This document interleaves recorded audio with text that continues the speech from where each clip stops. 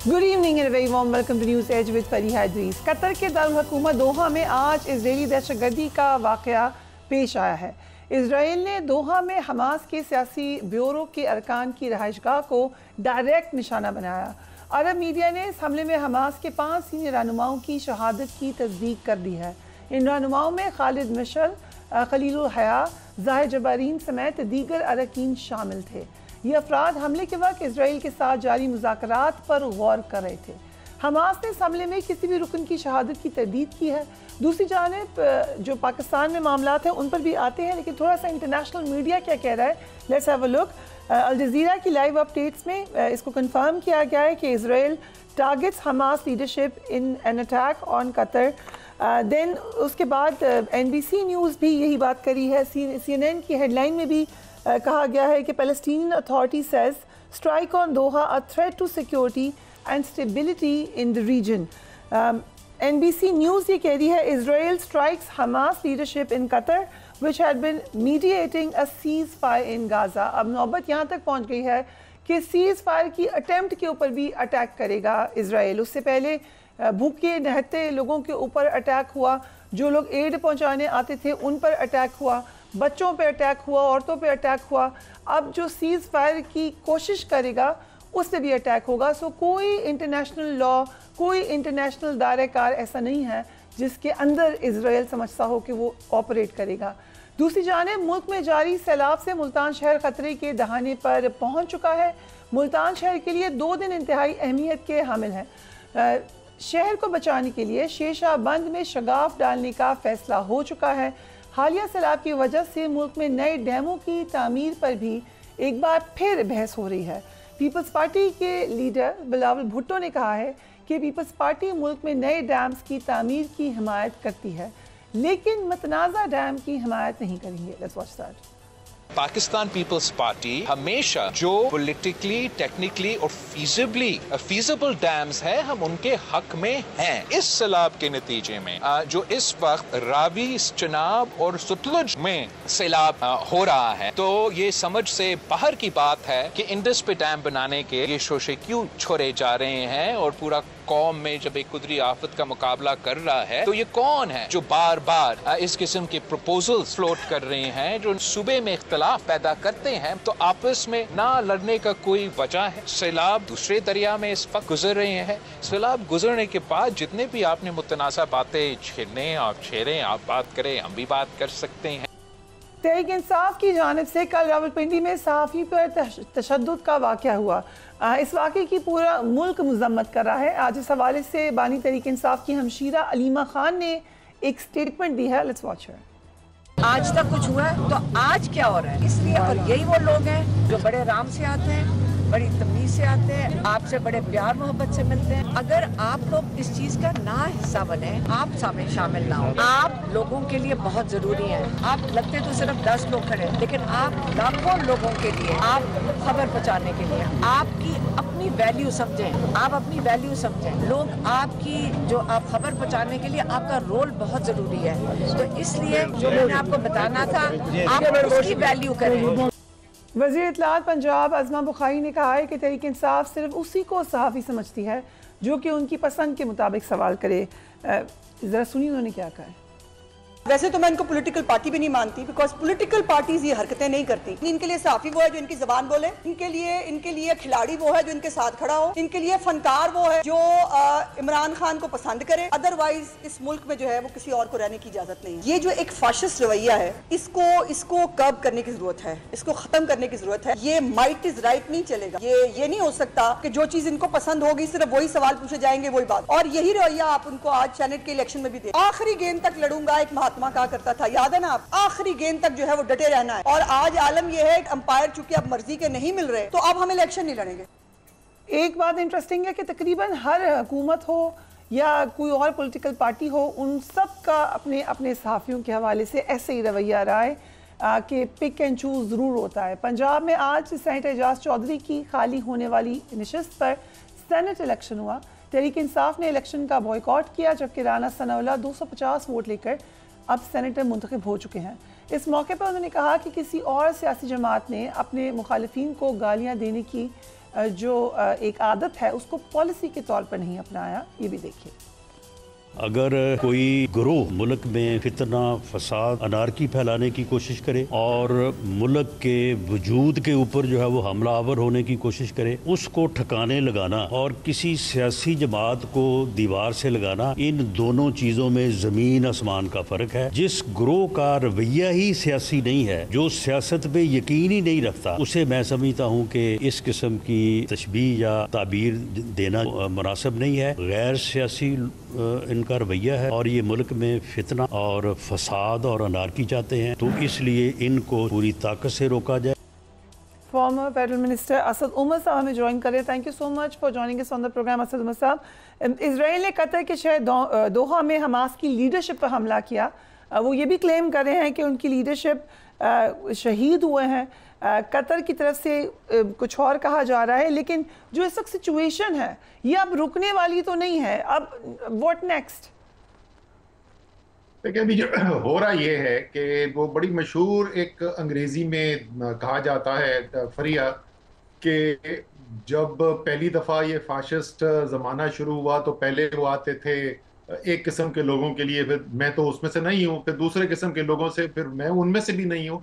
तो आहिस्ता आहिस्ता करके मुख्तलिफ ग्रोहों को वो फारिग करते गए और मैंने कभी कुछ आवाज़ नहीं उठाई क्योंकि मैं तो उनमें से नहीं था। और आखिर में जब वो मुझे पकड़ने के लिए आए तो कोई बचा ही नहीं था मेरे लिए आवाज़ उठाने के लिए।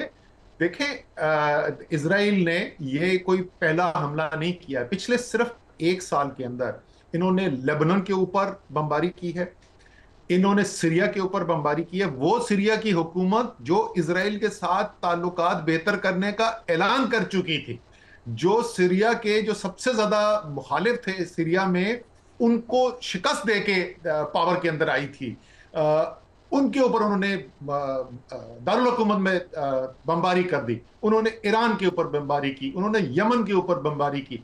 इजराइल ये कह रहा है मेरे पास ताकत है और दुनिया का सबसे ज्यादा अस्करी तौर पे ताकतवर मुल्क जो है वो मेरे पीछे खड़ा हुआ है। जब मेरी मर्जी आएगी, जिसको मैं मारना चाहूंगा मैं मारूंगा और जहां मर्जी में जाके मारूंगा। अब हो ये रहा है कि ये सारे ममालिक ये समझ रहे हैं कि अच्छा अभी तो उसके साथ हो रहा है, ये हमारे साथ नहीं हो रहा। तो आज जो हमला हुआ है ये जरा अवाम को, जिसको नहीं पता उसको पता होना चाहिए कि हमला किस मुल्क के अंदर हुआ है। कतर वो मुल्क है जहां पे अमेरिका की सेंट्रल कमांड का हेडक्वार्टर है। कोई छोटा मोटा बेस नहीं है, पूरा सेंट्रल कमांड जो पूरे खित्ते के अस्करी ऑपरेशंस को अमेरिका के कंट्रोल करता है। जहां से सारी अफगानिस्तान की जंग लड़ी गई, इराक की जंग लड़ी गई, जहां से ये तमाम ऑपरेशन होते हैं, उस सेंटकॉम के हेडक्वार्टर जो है वो कतर के अंदर मौजूद है। और उस कतर के अंदर जाके उन्होंने यूनिलैटरल एक्शन लेके बमबारी करके मार दिया। ईरान ने भी एग्जैक्टली इधर ही हमला किया। कतर का शहरी मरता है तो मरे। मुझे सवाल ये है कि इजराइल तो ये सब इसलिए कर रहा है कि इजराइल कह रहा है मेरे पास ताकत है, और वो दिखा रहा है अपनी ताकत है। जिन ममालिक को मारा जा रहा है, जो मुसलमान है, वो क्या कर रहे हैं? उनकी लीडरशिप किधर है? वो कहां बिलों में छुपे हुए बैठे हुए इस वक्त? सो डेटरेंस नहीं है कोई। अब आपने ये भी देखा कि ना सिर्फ मारे हैं बल्कि क्लियर वार्निंग आ गई है इजरायली वज़ीर आज़म की कि फ़लस्तीनी जो हैं गाज़ा से निकल जाएं। वो जो उनका प्लान है वो तो आई गेस उसके ऊपर वैसे ही अमल किए चले जा रहे हैं। अगर डेटरेंस है भी, अगर कोई लेट्स से डेटरेंस है भी, तो वो उनका प्लान तो नहीं रोक रही। फरिया कोई डिटरेंस नहीं है, कोई डिटरेंस है ही नहीं। फरिया इस वक्त उन्होंने जो आज बात हो रही है, इस वक्त फौरी बात हो रही है, वो गजा को खाली कराने की बात हो रही है। और क्या बुनियाद बनाते हैं? वो क्यों कह रहे हैं कि हम गजा को क्यों खाली कराएंगे, हम यहाँ पे कब्जा क्यों करेंगे? वो बड़ी उनकी मशहूर सेइंग है, from the river to the sea, दरिया से लेके समंदर तक सारा इलाका जो है, क्योंकि 3000 साल पहले ये हमें दिया गया था, ये 3000 साल पहले हमारा इलाका था, इसलिए ये आज भी हमारा है। आपने ग्रेटर इजराइल का मैप देखा है? उसके अंदर तो सऊदी अरेबिया का इलाका भी है, उसके अंदर तो मिस्र भी है, उसके अंदर तो सीरिया भी है, उसके अंदर तो लेबनान भी है। तो ये किस बुनियाद पे ये सब लोग बैठे हुए ये सोच रहे हैं कि अच्छा ठीक है, फलस्तीनियों को मार रहे हैं, हम अमेरिका को खुश रखेंगे, जब तक हम अमेरिका को खुश रखेंगे तो हम सेफ हैं। ये गलत फहमी, इनको इतनी बड़ी गलत फहमी है कि जिसकी इंतहा कोई नहीं है। अभी भी वक्त है, अभी भी वक्त है। आज जो हमला हुआ है कतर का, इसकी बुनियाद के ऊपर और इस्लामी ममालिक जो है, और मैं जंग करने की बात नहीं कर रहा, कोई जंग करने की जरूरत नहीं है। इस्लामी ममालिक के पास मजमूई तौर पे, इज्तिमाई तौर पे इतनी बड़ी माशी कुव्वत है जिसकी इंतहा कोई नहीं है। अगर ये उस कुव्वत को इस्तेमाल करना चाहें तो ये दुनिया की पॉलिसीज बदलवा सकते हैं। 1973 की जंग को ऑयल एम्बार्गो कर दिया, दुनिया की मईशतें डुबो दी अरब वर्ल्ड ने। इतनी ताकतवर, उस वक्त से तो अब और बहुत ज्यादा ताकतवर हो चुके हैं। ईरान, पाकिस्तान, तुर्की, सऊदी अरेबिया, ये 4 ममालिक को लीड लेनी चाहिए, मिल के करें, पूरी ओवैसी को साथ लें। लेकिन ये जो हम समझ रहे हैं ना कि चले कोई बात नहीं, अगर गजा के अंदर 5 लाख लोग कहत से मरने वाले हैं, यूनाइटेड नेशन अक़वाम मुत्तहिदा कह रहा है, मैं नहीं कह रहा, तो यार वो तो बहुत दूर है, हमें तो अपने बहुत मसाइल हैं, अपने मसाइल देखेंगे। 64,000 लोग वहां पे मार दिए गए, 20,000 से ज्यादा बच्चे शहीद कर दिए गए, लेकिन वो हमारे तो नहीं है। खुदा ना खास्ता कल ये हमारे बच्चे भी हो सकते हैं। राइट। सो आपको बेंजामिन नेतन्याहू ने जो स्टेटमेंट दिया, आई थिंक आपने देख ली होगी एक्स पर, उन्होंने कह दिया today's action against the top terrorist of Hamas was a Holi independent Israeli operation.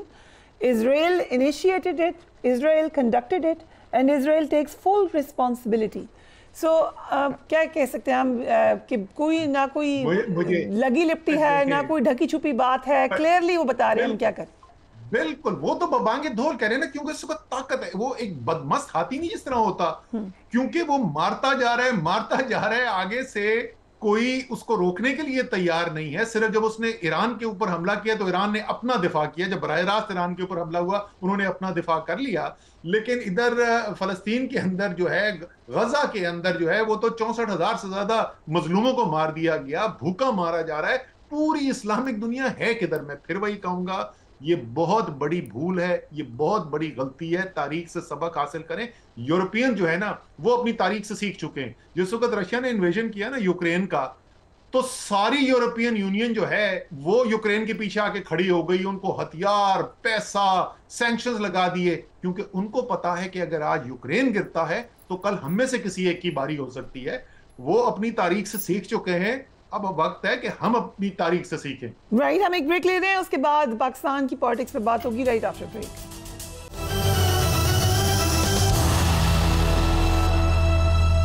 And welcome back. Asad Umar साहब हमारे साथ मौजूद हैं। इलेक्शन हुआ, पीटीआई ने बॉयकॉट किया था। राना सनाउल्लाह साहब आज सेनेट का इलेक्शन जीते हैं और उसके बाद उन्होंने एक स्टेटमेंट भी दी है पीटीआई के हवाले से, जरा देखिए। तहरीक-ए-इंसाफ ने एक सियासी और जमहूरी प्रोसेस का बाइकआउट किया, वो उन्होंने राय फरार इख्तियार की, वरना उन्होंने अपने कागजात दाखिल किए, जांच पड़ताल का प्रोसेस पूरा किया, फिर उसके बाद उन्होंने बाइकआउट का बहाना किया, जबकि ये उनका अपने जो मेंबर्स हैं उनके ऊपर अदम एतमाद है, क्योंकि उन्हें ये खौफ था कि अगर वो वोट कास्ट करवाते अपने मेंबर्स को, उनके 10-12 मेंबर्स तो ऐसे हैं जिन्होंने मेरे साथ खुद रब्ता किया था कि वो वोट जो है वो मुझे करना चाहते हैं। सो पीटीआई की सियासत के हवाले से असद उमर साहब, राना साहब का पॉइंट ऑफ व्यू ये है कि आप खुद ही निकल गए इलेक्शन से, अब आपने खुद ही अपने आप को आउट कर लिया। सो उनके मुताबिक अब सियासी करियर ख़त्म हो गया। राना साहब को हकीकत का आप सब मुझसे बेहतर पता है, और उनको पता है कि ये असेंबली, जिस असेंबली ने आज उन्हें सेनेटर मुंतखब किया है, ये फॉर्म 47 से भरी हुई असेंबली है।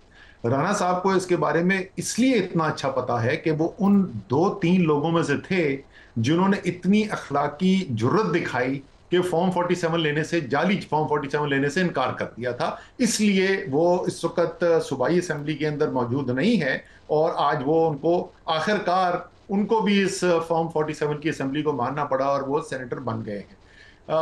जिस फॉर्म 47 से वो असेंबली बनी थी, उस फॉर्म 47 से ही सेनेटर मुंतखब होना था।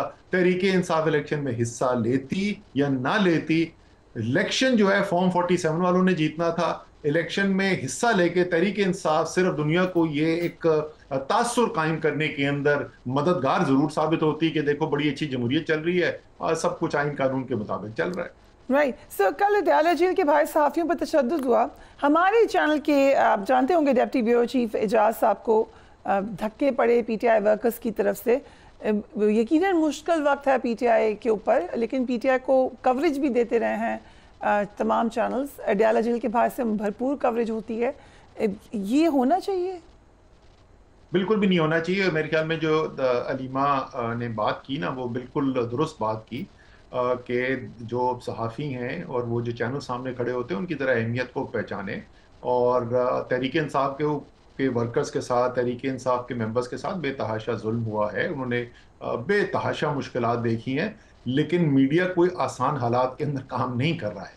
मीडिया वालों ने भी बेतहाशा मुश्किलात देखी हैं और बड़ी मुश्किल हालात के अंदर वो काम कर रहे हैं।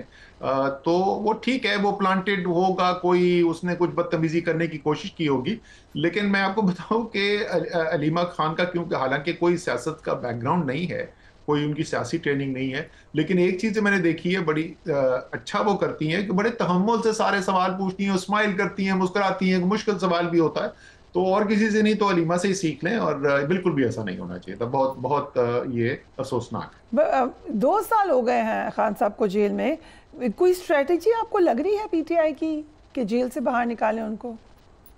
नहीं, मुझे कोई स्ट्रैटेजी नहीं नजर आ रही, और यही मैं आपको पता है मेरा जो नुक्ता इख्तलाफ है वो 2 साल से वहीं का वहीं खड़ा है। मेरे ख्याल में एक हिकमत अमली थी जो इमरान खान के तहरीक इंसाफ के पाकिस्तान की जमहूरियत के लिए, पाकिस्तान के लिए बेहतर हिकमत अमली हो सकती थी। लेकिन ठीक है, ये इस बात पे मैं इसरार नहीं कर सकता कि जो मेरा ही ख्याल था वो दुरुस्त था, लेकिन 2 साल बहुत अरसा होता है। 2 साल 1 महीने और 4 दिन हो गए हैं। बहुत अरसा होता है। इमरान खान अंदर हैं, तो अगर मुतबादिल स्ट्रैटेजी हिकमत अमली को बहुत अच्छी है तो उसका मुझे तो कहीं नताइज नजर नहीं आ रहे, ना वो नताइज आए हैं, ना कोई नताइज आते हुए नजर आ रहे हैं।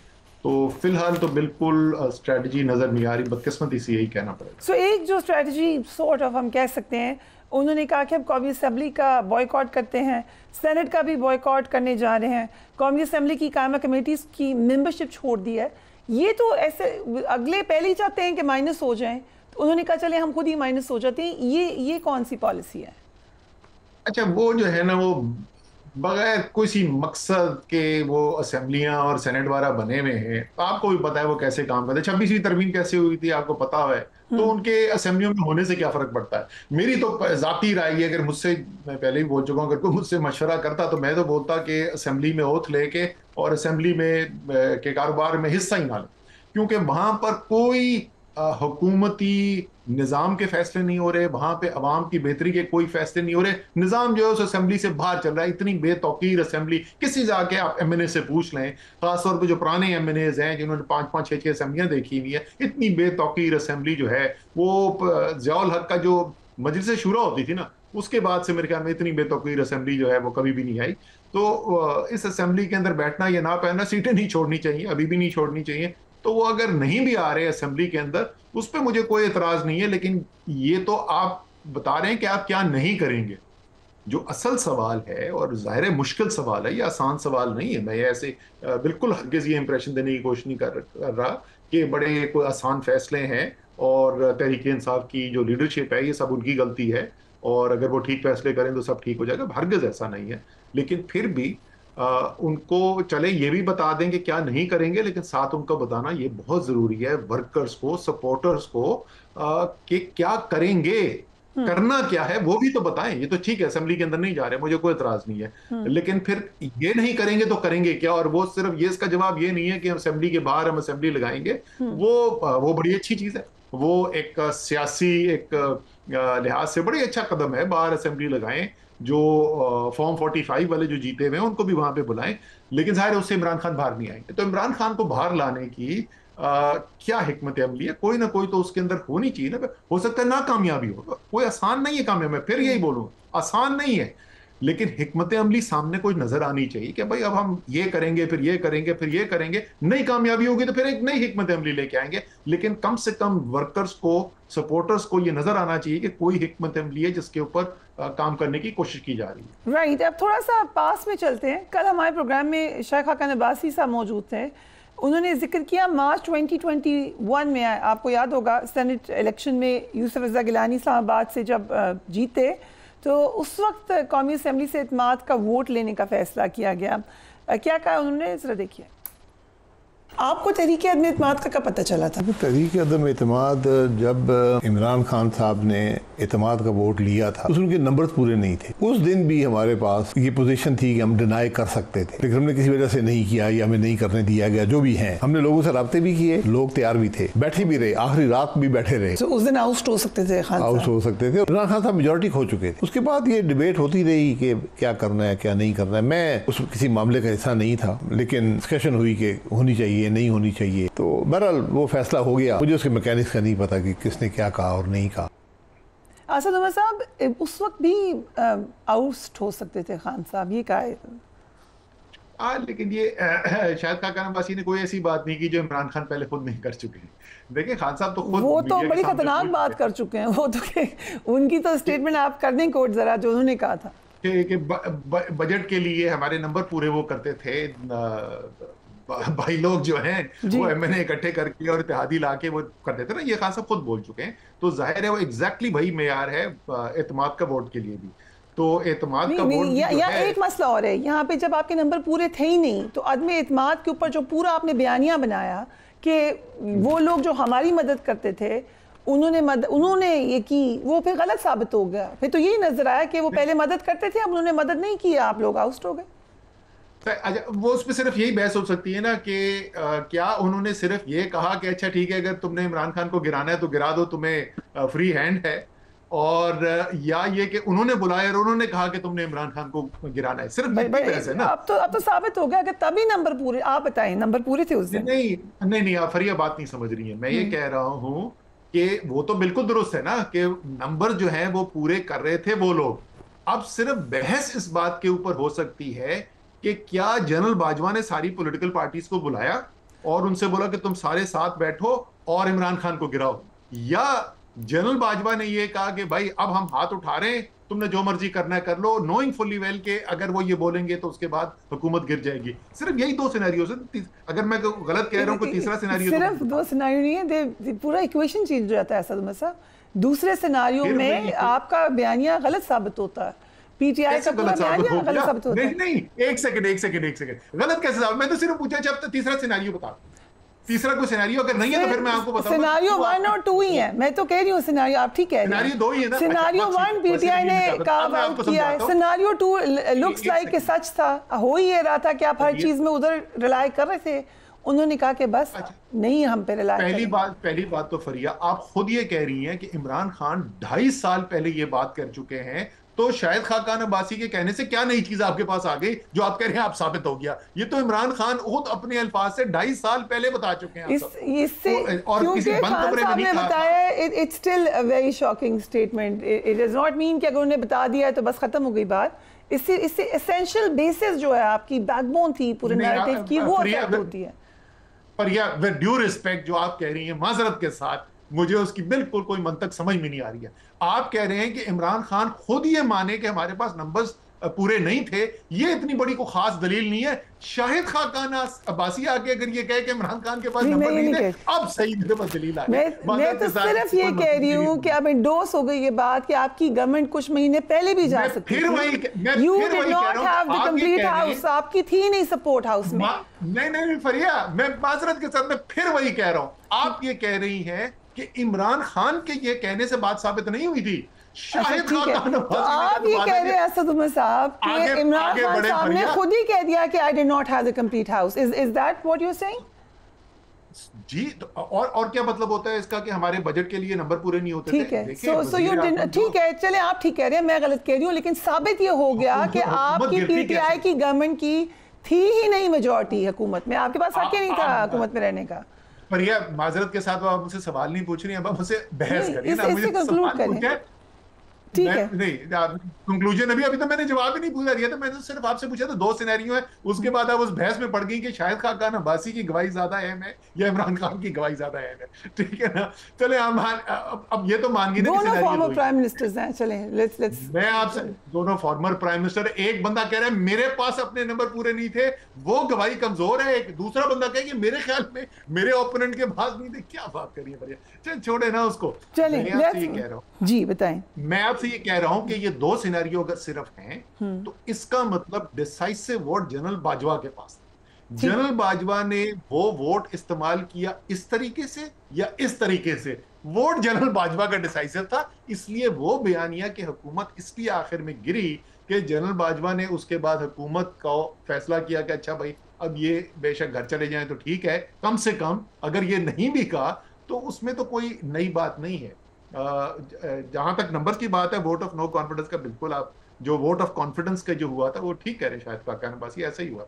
राइट सो एक और बात भी अगर क्लैरिफाई कर लें, वैसे आलास जुबैर साहब जो वो आएंगे, लेकिन मे बी आपको थोड़ी सी इन्फॉर्मेशन हो।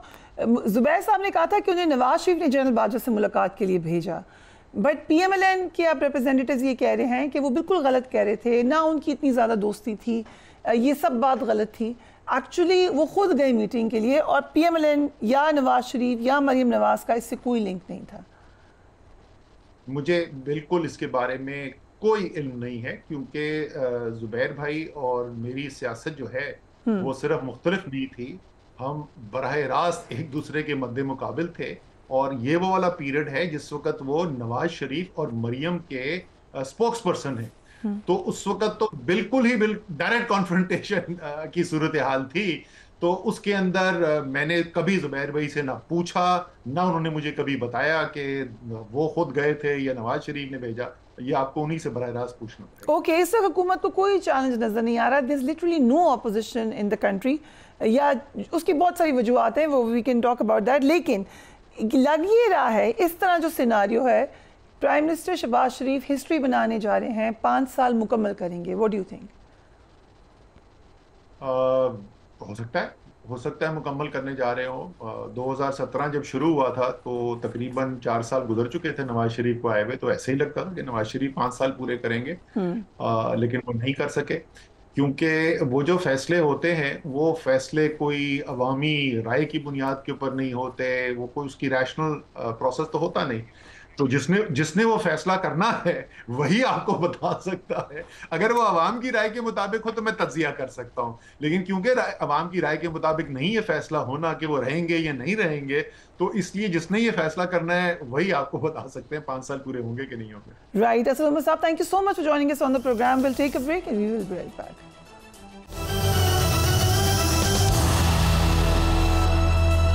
And welcome back. गुज़िश्ता हफ्ते चीन में 2 बड़े इवेंट हुए। अमेरिका समेत पूरी दुनिया की नज़रें इन दोनों इवेंट्स पर थी। पहला इवेंट शंघाई ताउन तंजीम इजलास था। इस इजलास में रूसी सदर के अलावा पाकिस्तानी और भारतीय क़यादत ने शिरकत की।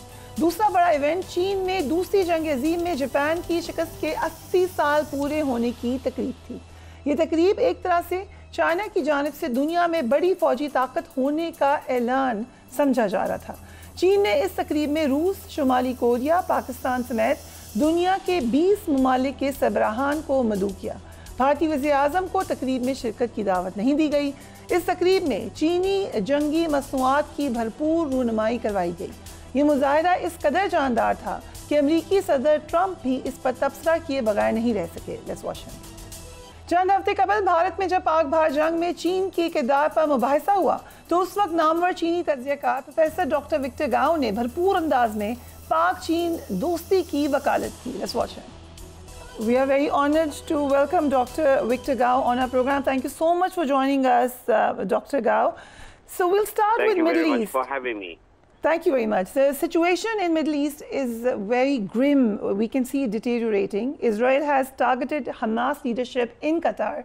This is not the first time Israel has done such aggression.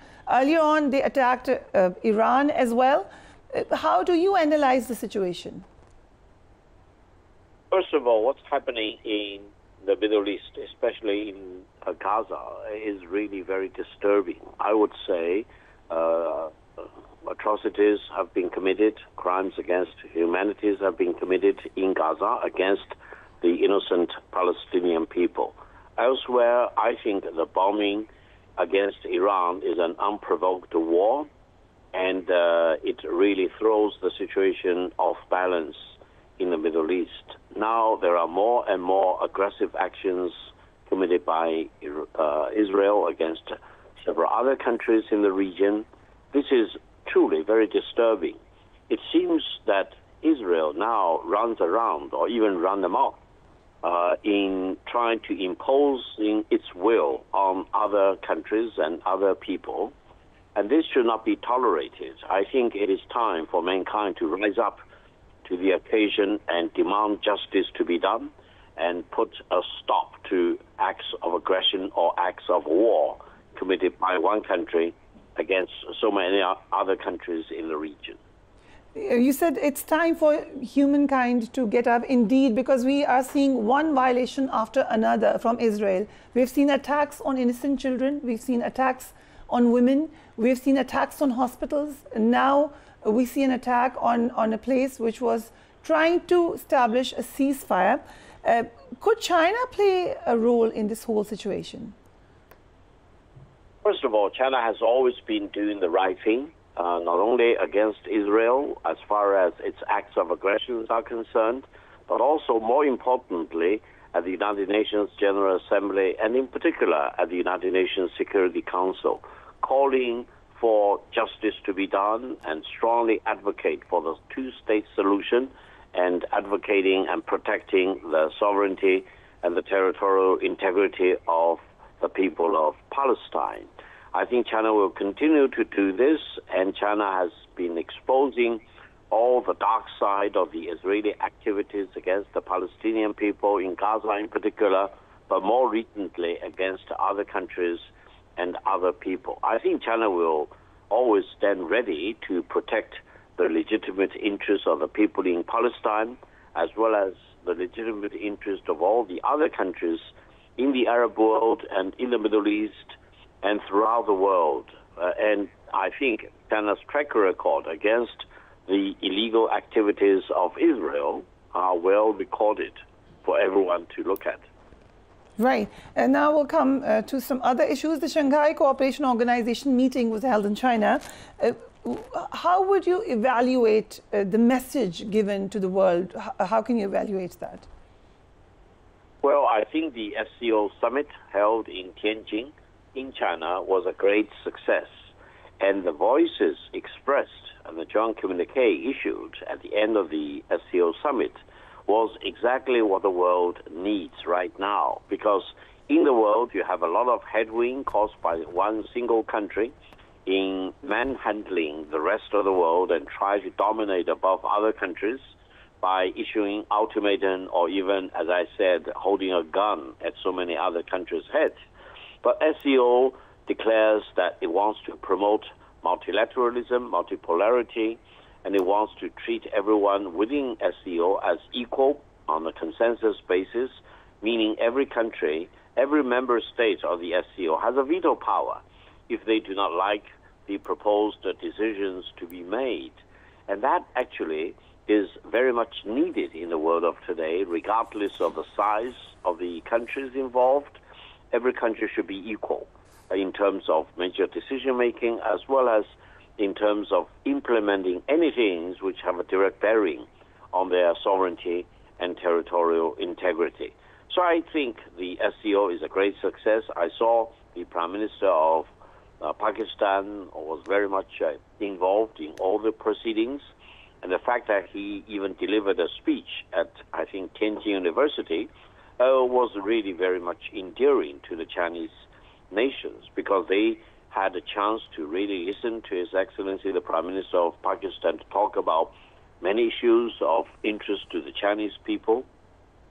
And I think eventually the Prime Minister of Pakistan also made it to Beijing to attend the September the 3rd victory parade is also very important because I was going to come to that, if you allow me, because the military parade, as you've said, was also held in China, and I guess you were present there.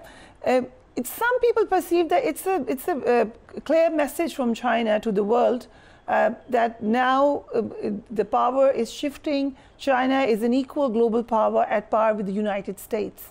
I'm sure you must have followed this analysis. Was this the message given, though? If we are talking about the victory parade, in particular, immediately after the conclusion of the SCO summit, allow me to share with you my observation. I think the victory parade on September the 3rd will be judged by history as a major turning point in human history.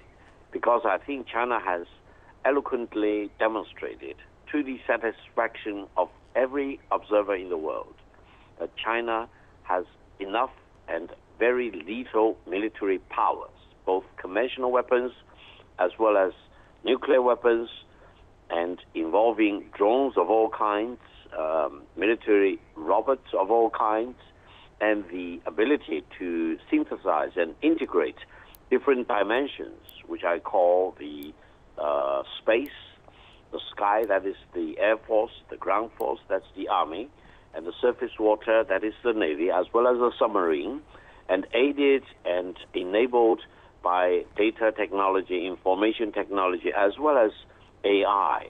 And I think China is right now really in the cutting edge. China leads the world rather than following any other country. That message is very clear. China now is very confident that there is no other country and no group of countries in the world which want to impose any war on China, nuclear or conventional. And China has the full confidence to defeat any enemy from abroad who wants to impose a war on China. Now, this is in addition to the spectacular economic achievements and transformation China has been making over the past 46 or 47 years already. By now, China is already the largest economy in the world by purchasing power parity. And even though in terms of the official exchange rate, the size of the Chinese economy is next to the United States, but President Trump has been demanding that Fed need to lower the federal rates, for example, by 2 percentage points or even 3 percentage points.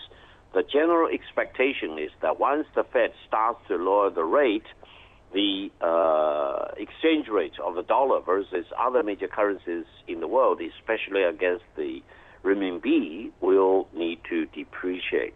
That means if we really look at a more normalized exchange rate between renminbi versus the US dollar, the difference in terms of the size of the Chinese economy versus the US economy is actually narrowing very quickly. And I would say in a matter of 5 years or so, by using the official exchange rate, the Chinese economy will be larger than that of the United States. And if you listen to Elon Musk, he keeps saying that by the middle of this century, the size of the Chinese economy will be double the size of the US economy.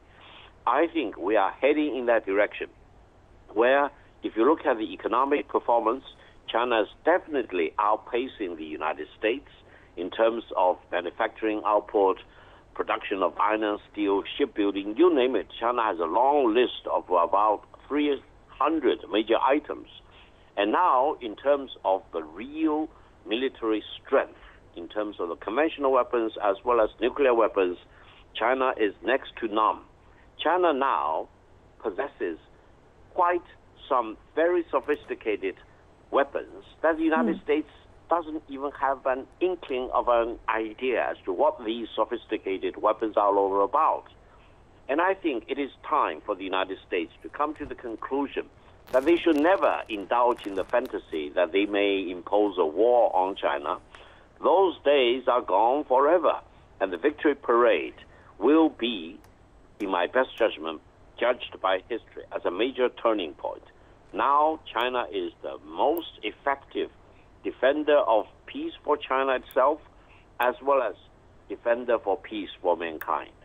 Right. So obviously, as you said, it was a huge turning point event, and it was widely watched. And one very, very prominent personality watching was obviously President Donald Trump, who said that the United States helped China gain independence. So the Chinese president should have acknowledged America's help in his speech during the military parade. Is he right? He is wrong. First of all, what China celebrated on September the 3rd is the victory of the Chinese people's resistance against Japanese aggression, and also celebrated the victory of the world's anti-fascism war. Now, allow me to mention that the Chinese victory against Japanese aggression is a very important part of the world's anti-fascism war. Now, we know for sure in the United States, they countered the Japanese surprise attack on Pearl Harbor in December 1941 as the beginning of their involvement in the Second World War. But for China, the starting point of our war of resistance against Japanese aggression started in 1931. For a total of 14 years, China never surrendered. China kept fighting again and again and again. And for 10 years, between 1931 to 1941, China was more or less fighting alone against the Japanese aggressors. And I think the fact that the United States, after Pearl Harbor, declared war on Japan, of course, helped accelerate the final defeat of Japanese aggression. But allow me to mention, even if the United States did not declare war against Japan, China will continue to fight until the very last minute of driving every single Japanese soldier out of Japan. Why? Why? Because China concluded that Japan not only wanted to kill the Chinese people, they want to eliminate the Chinese culture, they want to destroy Chinese civilization. How can anyone in China tolerate that kind of prospect of having their civilization, having their culture being eliminated by the Japanese aggressors? That means even before the United States declared war against Japan in 1941, everyone in China came to the conclusion that we had no other choice but keep on fighting against the Japanese aggressors because we want to protect the Chinese culture. We want to protect the Chinese civilization. And no one in the world should ever indulge in the fantasy that they can conquer China, they can eliminate the Chinese people as far as their bodies are concerned, or even worse, they can eliminate the Chinese civilization. We have been here for more than 5,000 years. How dare any nation, the Japanese, in the Japanese fascism, for example, or any other nation in the world, even indulge in the fantasy that they can eliminate us, our bodies, or even worse, our civilization. No, we will keep on fighting against the Japanese aggressors until they are completely defeated. And if you allow me, let's discuss the Indian Prime Minister, Indian Prime Minister Narendra Modi. He attended the meeting, the SCO, but he wasn't present at the parade. And also, connected with it, where does India, China stand at the moment, considering that there was a tension between US and India, but after the visuals at the SCO, there's certainly a friendship statement by Donald Trump to India. Where does India fit in the whole scenario? Well, it is very good news that Prime Minister Modi visited China and attended the SCO summit in Tianjin after a long absence of 7 years, during which there was flaring up of more tensions along the China-Indian border. And despite of the efforts of both China and India to control the situation, the border problem has always been a real issue in China-Indian relations. Now, after President Trump really maximally imposed sanctions against India, manhandling India, and showing great disrespect for Indian people as a nation, and calling the Indian economy as a dead economy, of course, the Indians had all the reasons to be indignant against such manhandling by the United States of India, because the Indians want to be treated as an equal. So I think for a while, China and India found some common ground in coming up to coordinate their respective actions of resistance against the maximum bullying and pressure by the United States against both China on the one hand as well as India on the other hand. But now, if you allow me, India recently blamed China of being part of the recent India-Pak skirmish or India-Pak war.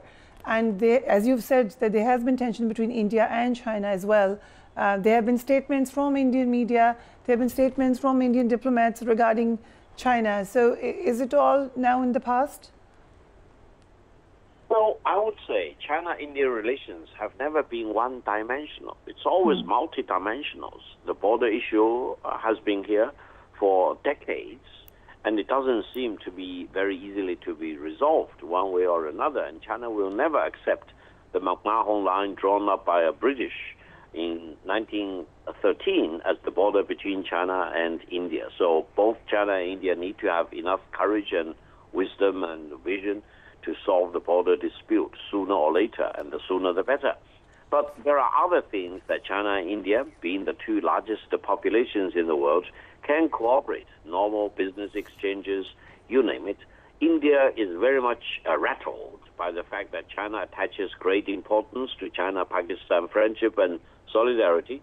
I emphasized on major Indian televisions that no one should second-guess China's commitment to defending the legitimate rights of the Pakistani people, including defending, protecting their sovereignty and territorial integrity. And I always believe that China will have no reservation and hesitation in sharing the best technologies with our brothers and sisters in Pakistan. Now, what China wants to see is not, for example, a divided Indian subcontinent. We want to see peace prevailing between India and Pakistan on the one hand, and between China and India on the other hand, and there will be no more rattling about war and confrontation and conflicts, for example, on the Indian subcontinent. But if you allow me, the Indian Army Chief just recently stated... reality, it's questionable now. Yeah, but the Indian Army Chief recently stated that another war is inevitable. A lot of analysts are saying that there could be another war between Pakistan and India, and it's great to know that China would not want that. But how do you see, as a political analyst, could there be another war in the region? I've declared that the Indians should not wear war on their lips, because if they keep agitating for war, they actually may suffer the consequences. It will be much better for the Indian government and the Indian people to talk about peace with their neighbors, including Pakistan. And they should refrain from taking any action to agitate for independence of Balochistan. They should respect the sovereignty and the territorial integrity of Pakistan. And I've urged all members of the SCO organization to respect each other's sovereignty and territorial integrity, and to refrain from doing anything to agitate for the separation of other member states. Now, whether India is doing a good job in this regard or not, everyone can come to his or her own conclusion. But I think if India agitates for another war, given the solidarity between China and Pakistan, and given China's commitment to defending Pakistan's legitimate interests, including its sovereignty and territorial integrity, I'm afraid India probably will suffer another very miserable defeat, especially involving Air Force, because I think, as far as my understanding about the Pakistani defense, they've achieved a higher level of integration of space, working with China in particular, the sky, that is the Air Force, the ground force, the Navy force, as well as submarines of any kind, and also aided and enabled by data information and AI. And I think the ability on the Pakistani side in integrating everything into a seamless killing machine is much better than the Indian side. Part of the reason is that India imported weapons from all kinds, all countries, and it is almost a mission impossible to integrate them into a seamless killing machine. And in a matter of real battle in modern time, a split of a second's difference will make life or death. And I think it will take years, if not decades, for India to come up with a seamless integration on a par with that of Pakistan. And I think the fact that Pakistan has already achieved a higher level of sophistication and combat readiness is very much a result of China-Pakistani cooperation. That's for sure. And I hope China-Pakistani cooperation will be further strengthened rather than weakened in the days and weeks and months and years ahead. And I hope India will really be deterred from taking any risky activities to provoke another war, because I don't think India will have anything positive to gain to have another confrontation with Pakistan. Their defeat in the Arrow battle is a very clear indication that if they want to take up war against Pakistan, they may suffer a greater loss in the future. Dr. Victor, it was a pleasure to have you on the program and thank you so much for giving us detailed analysis. आप लोगों ने भी देखा खासतौर पर south Asian region के हवाले से बड़ी अहम गुफ्तगू हुई है। हम इसकी ट्रांसलेशन भी आपसे शेयर कर लेंगे। अपने घर वालों का ख्याल रखिएगा। Do take care of yourself. अल्लाह हाफिज़।